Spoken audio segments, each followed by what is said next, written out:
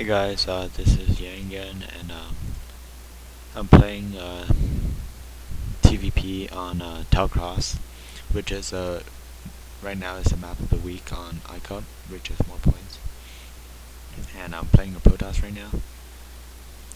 It seems to me that like 60 to 70% of my games on iccup are versus Protoss, and I really don't like this matchup because it really do bore me because oftentimes the game lasts over 15 minutes, and it's usually the same thing that happens. But anyways, I'll go through this. And I'm waiting for my 9th SCV to make a depot. You see, I'm clicking, red line pointed at the south of the command center, so I can make a depot right there. And you might ask why I make the depot right there. It's because that when your minerals are on the right side of your command center, the SCV spawns like a few matrix near closer to the mineral patch than if the supply depot wasn't there. So then they could get mining faster. It's just a little tip. It may help you. Some people like to put it another place. Like I don't know why. Probably for a better anti-zealot on building formation.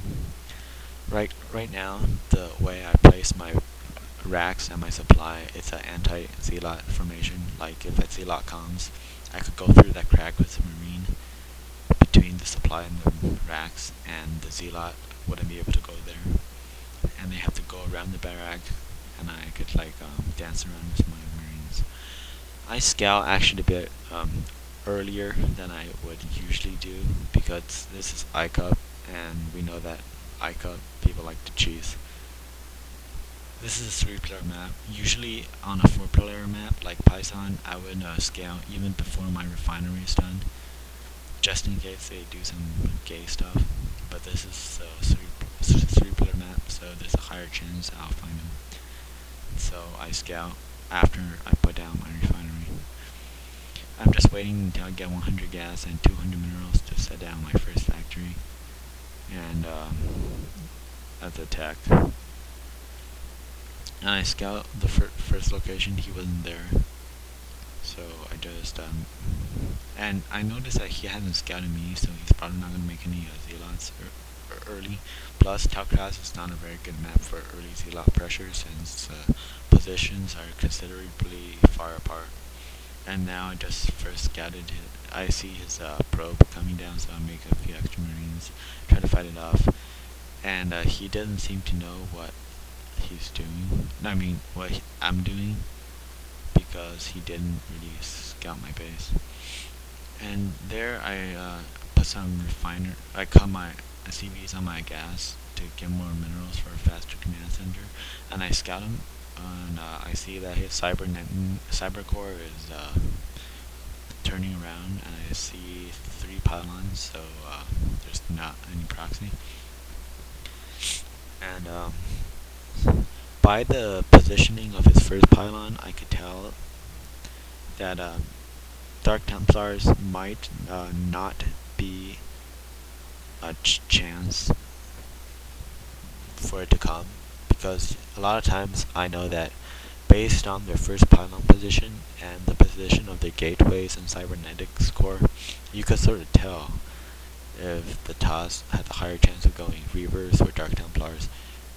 It's actually sort of helpful tip, because usually when the pylons and gateways are placed closer to the choke outside, closer to the choke of his base, usually means that there may be zealot pressure, dream pressure, or Dark Templars if you see 2 gateways usually, but 1 gateway doesn't really mean anything. Usually Dark Templars comes as 2 gateways. And if you see that he places pylon near his nexus and first gateway near his nexus, it means that he's going for a more economical build, which again probably means that Dark Templars, he won't make them. Maybe Reavers later on after he gets his first nexus. So now I do a FD push, and I see that he had 3 goons, probably coming out of one gateway, I'm guessing. Because if it's 2 gateways, so I'll probably have 4 goons. And he does a fairly well job microing, so I have to back off. And I play some mines. He actually did a pretty good job fighting this off. And I'm just mining a bit, mining like his goons and stuff. And I'm targeting his own dragoon. He does a fairly a good job of pushing it back. I target it, it dies. And my tank seems is going to die too. Crap. Oh well. And my second vulture came already. I upgrade siege mode and I make another tank. Now I'm going to mine up my choke just in case he comes around the map and try to get me. So I'll be able to defend it by having mines still. And I see that he had a lot of goons, so I know that he's probably not going to do anything gay like Dark Templars or Reavers. So I'm going to safely do a 4 racks build. It's very economical. Well, it's not economical, but it'll give you a big advantage because you'll have a large amount of units before he